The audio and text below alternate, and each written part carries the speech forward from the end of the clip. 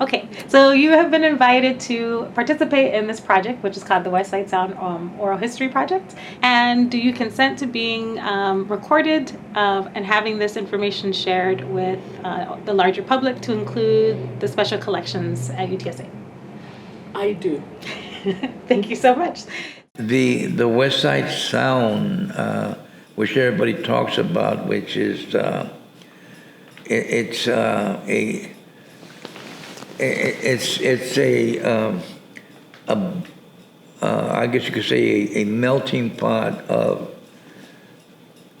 French, European, Mexican, Texan, Louisiana, all these different groups of people that came to San Antonio, just kind of put this sound together, and then the advent of the horns, and the sound is unique. It's a unique sound. That's why they call it the West Side Sound. I mean, San Antonio, compared to a lot of cities, was pretty integrated. The Hispanics and the blacks, especially when it came to music, they were okay with each other. Like Charlie Alvarado and the Charlie and the Jives, they had a lot of the African American, the black, entertainer, musicians, and in his group, and even like the Cool Dips, which was Dimas Garza's first group. They had Carl Henderson. Yeah, Carl Henderson.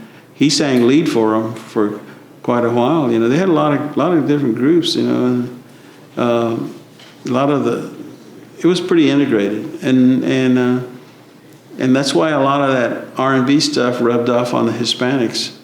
I had a conversation with my students, and we were talking about the difference between Sonny Osuna, Sonny and the Sunliners, and Little Joe and the Latinaires at the time, and then Little Joe y La Familia, and how they differed, and how Little Joe incorporated orquesta and conjunto. He made a mashup, if you will, right, of styles, and also incorporated rhythm and blues, which also defines our West Side sound, right?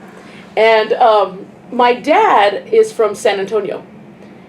His mom and dad and brothers lived on the West Side, right here off 36 in Commerce, but he grew up living with his grandparents, my great-grandparents, on the East Side. And it's really interesting because you can't define West Side sound as just music from the West Side. It's a San Antonio sound. It just happened to be coined West Side sound, right? I would hear that in, an excellent example is probably, the Royal Jesters of the 1960s, and maybe other groups, other recordings that are related to the Royal Jester kind of family, so to say. There's other groups like, the Uptones, Dimas Garza was in so many different groups, like the Royal Jesters. Sometimes I think of Sonny and the Sunliners. Their records can have that particular sound as well. So when I think of the West Side sound, that's what I tend to think of. I know sometimes there's allusions to or references to what Doug Sahm and the Sir Douglas Quintet, would do. I think that tends to get more of the kind of master narrative, depending on who writes it. But I think within the Chicano context and culture, the Sonny and the Sunliners and the Royal Jesters are pretty much the definitive examples of the West Side sound. One that comes to mind for sure would be Randy Garibay. My grandpa played his CDs all the time. So that's a very Chicano sound. It's not, very, and Tejano is as well because it's more of a Mexican-American style, but it's kind of a mix of the blues and those oldies along with, the Spanglish and, still kind of that Tejano sound to it. It's kind of like a fusion. But it was rough when the other girls started coming along. I remember doing radio interviews and then they'd say, "So, your competitor." I was like, what do you mean? We're not boxers or anything. You know, that's my friend. We're not competitors. And they're like, oh, well, don't you guys want to scratch your eyes out? I go, no. And that's when I saw that the men were very competitive, you know, and aggressive with each other.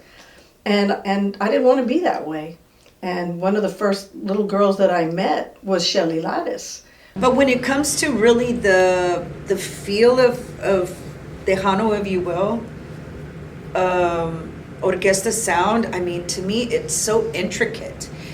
And I've met musicians that are in country music, like top-notch country artists that hear Tejano and they're just like, what is that? How is that? You know, I've heard musicians come in and read it and they do okay, but it's still that heart and soul that's not there.